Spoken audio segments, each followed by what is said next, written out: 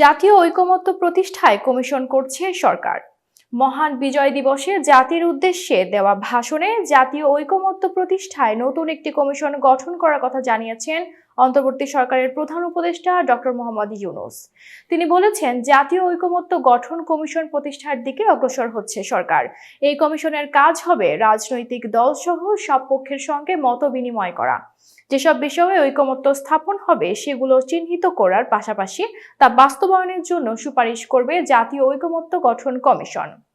ছাত্র জনতার অভ্যুত্থানের পর প্রথম বিজয় দিবসের গতকাল সোমবার সকাল 10টায় জাতির উদ্দেশ্যে ভাষণ দেন ডক্টর মোহাম্মদ ইউনূস।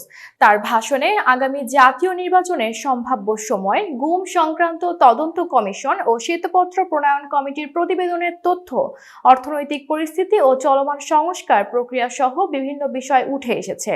ভাষণে প্রধান উপদেষ্টা ডক্টর মোহাম্মদ ইউনূস বলেন, যে কোনো সংস্কারের কাজে হাত দিতে গেলে রাজনৈতিক ঐকমত্যের প্রয়োজন হয়।